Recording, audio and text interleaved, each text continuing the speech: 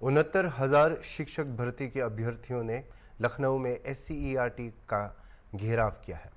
69,000 शिक्षकों की भर्ती को लेकर लगातार प्रदर्शन जारी है। चयन में आरक्षण के नियमों का पालन न होने पर राष्ट्रीय पिछड़ा वर्ग आयोग ने भी आपत्ति जताई थी।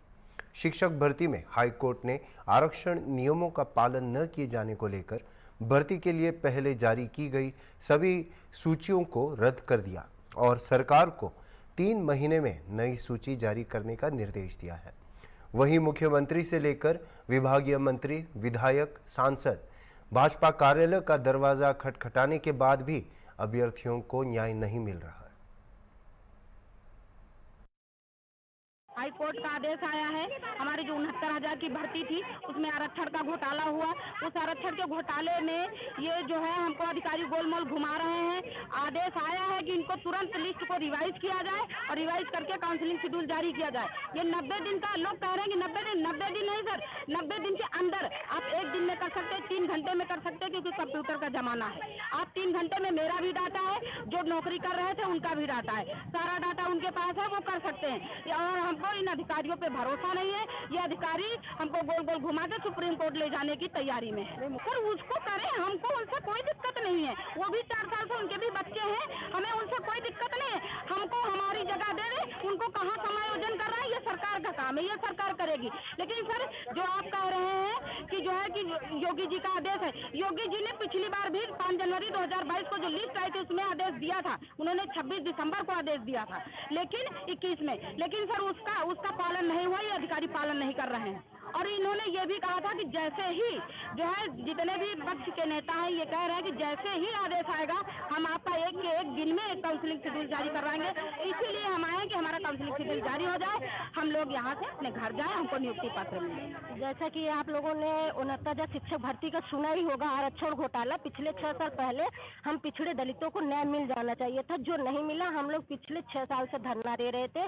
हमारी लिस्ट आई, सिंगल बेंच से केस करवा दिया गया, लेकिन अब डबल बेंच का आर्डर है जो हमारे पक्ष में है, जिसका स्वागत सबने किया, चाहे मुख्यमंत्री हो, उप मुख्यमंत्री हो, चाहे सांसद हो, विधायक हो, सबने किया। तो माननीय योगी जी ने अब तो मीटिंग भी किया और अधिकारियों को आदेश भी दिया कि अब हमारे साथ जो अन्याय हुआ था उसको जल्द से जल्द न्याय में बदला जाए।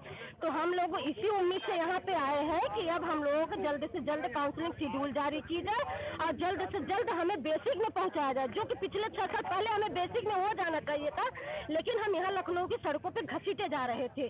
हम लोग यहाँ के ऐसे एक भी नेता, मंत्री, विधायक नहीं होंगे जिनके दरवाजे पे ना गए हो और वहाँ से ठोकर मार के ना भगाए गए हो। हमारी बहनों के कपड़े फाड़े गए, उन्हें चोटें भी आई। हमारे कितने भाई अपने जान भी गंवा दिए, डिप्रेशन में आके कोई सुसाइड कर लिया, कोई हार्ट अटैक से मर गया, कोई कैसे भी मर गया।